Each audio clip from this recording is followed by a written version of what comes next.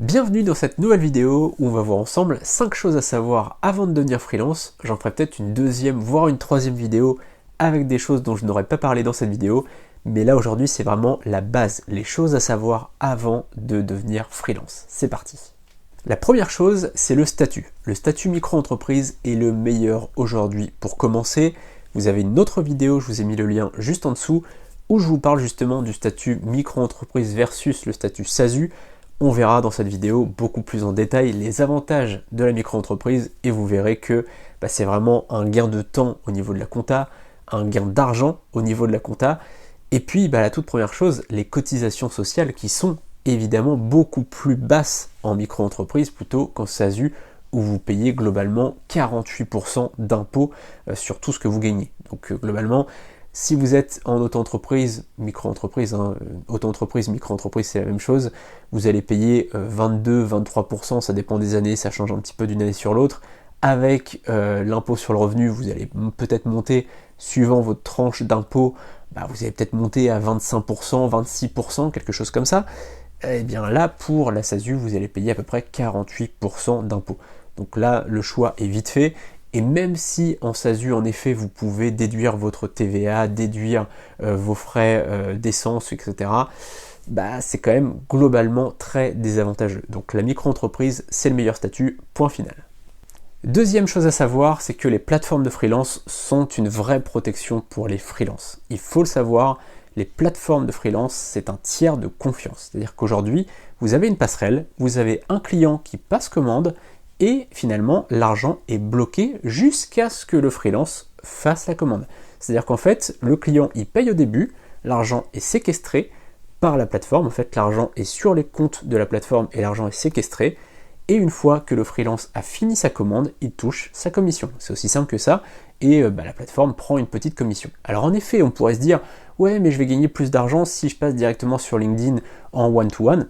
Oui, vous n'aurez pas les frais d'agence, donc forcément vous gagnez un petit peu plus d'argent. Sauf que la plupart du temps, sur les plateformes, vous êtes tranquille, il y a peu de chances que vous ne touchiez pas l'argent. C'est-à-dire que le seul cas finalement où vous ne toucheriez pas l'argent, c'est que vous n'auriez pas fait le travail. Vous avez dit que vous feriez A, B et C, et vous n'avez pas fait le travail.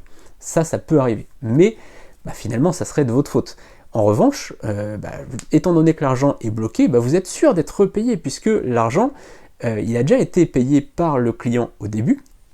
Finalement, la commande est déjà passée, l'argent est déjà séquestré par la plateforme, et donc vous êtes sûr d'avoir l'argent. A l'inverse, le client, lui, il est sûr que le freelance ne va pas partir dans la nature. Donc c'est aussi un gros point positif pour le client, puisqu'il est protégé également. C'est pour ça que je dis que c'est un tiers de confiance. Les plateformes, c'est vraiment à la fois une protection pour le client et à la fois une protection pour le vendeur. Donc c'est très intéressant de les utiliser. Et oui, en effet, vous pouvez passer en direct via LinkedIn par exemple, mais est-ce que ça vaut le coup, puisque peut-être qu'une commande sur 3 ou sur 4, ça va mal se passer, le client va partir dans la nature finalement sans avoir payé. Donc ça, faites très attention à ça. Parfois, il vaut mieux payer 5-10% de commission, voire même avoir un apporteur d'affaires qui vous amène un client sur un plateau et du coup avoir plus de commissions à payer, mais par contre être tranquille, être serein. Donc ça, c'est un choix à faire, mais très sincèrement, pour moi, le choix est fait largement. Troisième chose à savoir, la prospection n'est pas obligatoire. Aujourd'hui, quand on se lance, on se dit « Ah, mais je vais pas pouvoir décrocher mon téléphone, appeler des clients, ça me fait peur, ça me stresse, j'aime pas ça, j'aime pas la prospection, c'est pas pour moi, etc. » Et donc, on se met des barrières mentales comme ça, en se disant que c'est pas pour nous. Sauf qu'aujourd'hui, il y a un principe dont je viens de parler justement dans le point numéro 2, c'est les plateformes de freelance qui permettent de ne pas faire de prospection. Pourquoi ? Parce que Fiverr, c'est très connu, beaucoup de gens passent par cette plateforme pour acheter. ComeUp, c'est pareil, Befreelancer.com, c'est pareil. Ces plateformes-là, elles ont déjà des clients et déjà du trafic. Donc finalement, vous n'avez pas besoin de prospecter. En plus de ça, il y a des plateformes comme notamment Befreelancer.com, qui est notre plateforme, où vous n'avez pas de prospection à faire, encore moins, puisque vous avez des apporteurs d'affaires. Et c'est pour ça d'ailleurs qu'en tant que freelance, sur Befreelancer, vous touchez 60%. Pourquoi ? Parce qu'il y a un programme d'affiliation derrière, un programme d'apporteurs d'affaires, et donc ces apporteurs d'affaires, il faut bien les rémunérer aussi, et donc ils vont vous amener des ventes. Et donc finalement, vous n'avez pas du tout de prospection à faire, puisque à la fois, eh bien la plateforme est connue, elle a déjà des clients réguliers, il y a des clients qui arrivent de par le SEO, de par le référencement naturel, et puis la troisième chose, c'est qu'il y a des apporteurs d'affaires qui vont vous amener des ventes, et donc vous n'avez rien à faire, vous n'avez pas de prospection à faire vous-même. Quatrième point, il est obligatoire aujourd'hui d'avoir un compte bancaire séparé pour votre activité. C'est-à-dire que vous avez votre compte bancaire personnel, finalement, où vous avez votre argent perso, et un autre compte bancaire qui va tout simplement recueillir les paiements des clients ou vos dépenses en tant que freelance. Alors ça, c'est obligatoire d'avoir un compte séparé. Ce qui est assez drôle, c'est que en micro-entreprise, auto-entreprise, c'est obligatoire à partir de 10 000 euros par an. C'est-à-dire que si vous faites plus de 10 000 euros par an, c'est obligatoire. Alors qu'en entreprise individuelle, là où normalement vous faites un peu plus, eh bien c'est pas obligatoire. C'est assez marrant, c'est une petite précision comme ça que je fais. Et en société, évidemment, si vous êtes en SASU, en EURL, SARL, etc., là c'est obligatoire également. Donc globalement, moi ce que je vous conseille de faire, c'est dès que vous créez votre auto-entreprise, créer un deuxième compte bancaire. Petite précision, vous n'avez pas besoin que ce soit un compte bancaire professionnel. N'allez pas payer pour ça, ça ne sert à rien. Vous n'avez pas besoin d'un compte professionnel. Vous pouvez prendre un compte Fortunéo, Boursorama, etc. D'ailleurs, vous avez mon lien de parrainage dans la description si ça vous intéresse. Vous pouvez passer par ce lien. Normalement, vous touchez 80 euros sur Boursorama. Ça dépend, des fois c'est plus, des fois c'est moins. Normalement, c'est pas moins. Normalement, c'est forcément 80 euros. Donc ça peut être intéressant pour vous d'avoir 80 euros comme ça, sans rien faire, juste en vous inscrivant. Donc si vous voulez, le lien, il est dans la description. Autre chose, voilà, c'est comme je vous le disais, n'allez pas payer chez Shine ou chez Conto, etc. Moi, en l'occurrence, je suis en SASU, donc je suis obligé d'avoir un compte bancaire professionnel, donc je paye. Mais si vous, aujourd'hui, vous êtes tout simplement à votre compte, que vous démarrez en tant que micro-entrepreneur, eh bien, vous n'avez pas du tout besoin d'avoir un compte professionnel, c'est pas une obligation. Vous pouvez juste avoir un compte séparé, ça peut même être dans votre même banque. Après, c'est bien d'avoir une autre banque, histoire de dire, bon, je sépare vraiment les deux, mais ça serait pas impossible d'avoir un autre compte dans votre banque. C'est pas du tout impossible, vu qu'en fait, vous êtes la même personne. Vous et votre entreprise, vous êtes la même personne, vous êtes une personne physique et pas une personne morale, contrairement par exemple à moi, où ma SASU est une personne morale, c'est une autre personne, on est deux personnes différentes. Mais voilà, il faut bien comprendre ça, c'est que vous devez avoir un compte séparé, mais pas obligatoirement un compte payant, un compte professionnel qui va coûter 30 euros par mois.